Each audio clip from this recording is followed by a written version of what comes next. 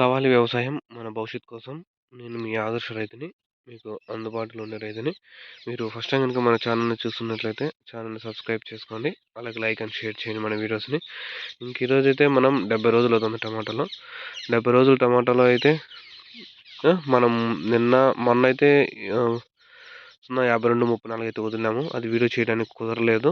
మీకు ఆల్రెడీ తెలుసు 0.54, 0.52, 34 వల్ల యూజెస్.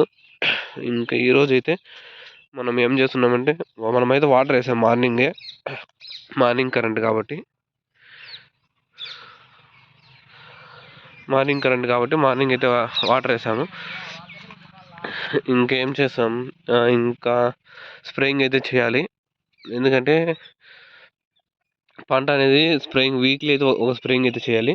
మన టమాటాలు కూడా చూసుకోవచ్చు. అక్కడొక్క అయితే మాగింది. ఇదైతే చూడండి 70 రోజులు కాబట్టి 70 రోజులకి అయితే గ్యారంటీగా పంట అనేది చేతికి అనేది వస్తుంది. నేను ఇట్లా నడుచుకొని పోలేను, లోపల చెట్లు అంతా అడ్డం ఉన్నాయి.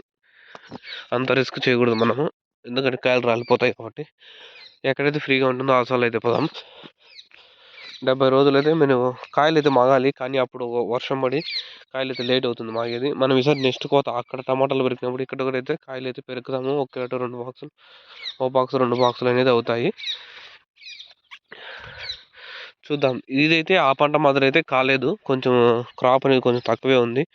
మనకు కరెక్ట్గా పూత వచ్చే టైంలో తుఫాన్ పడడం వల్ల ఎఫెక్ట్ అయితే మన పంట మీద అయితే పడింది.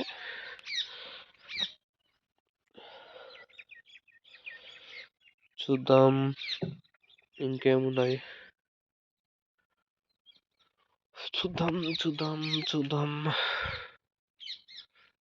అదే ఇంకా ఈ రోజుకి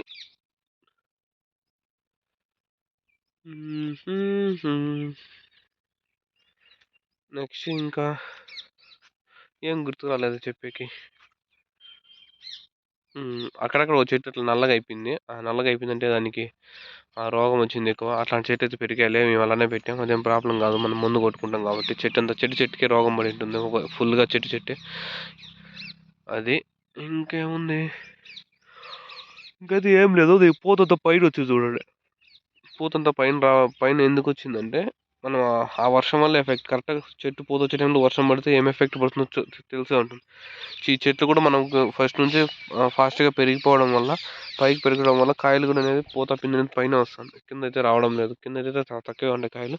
మనకైతే ఇంకా 10 దినాలు పడుతున్నాయి. ఇక్కడ కాయ చూడండి, ఇది మామూలే ఈ ఆకులకి. దాన్ని మనం ఏం చేసినా పోవద్దు. అక్కడ కాయలు అయితే మాయాయి. మనమైతే నెక్స్ట్ కోత అయితే పెరిగడానికి ట్రై చేద్దాము. చూద్దాం ఏమవుతుందో ఏమో. ఇది ఈ రోజుకి. ఇంక రేపైతే ఇంకో వీడియోలో మీ ముందుకు వస్తాను. నేను మీ ఆదర్శ రైతుని, మీకు అందుబాటులో ఉండే రైతుని. Thank you all farmers. మీకు ఏమైనా డౌట్ ఉంటే కామెంట్ రూపంలో తెలియజేయండి. నేను మీ ఆదర్శ రైతుని, మీకు అందుబాటులో ఉండే రైతుని.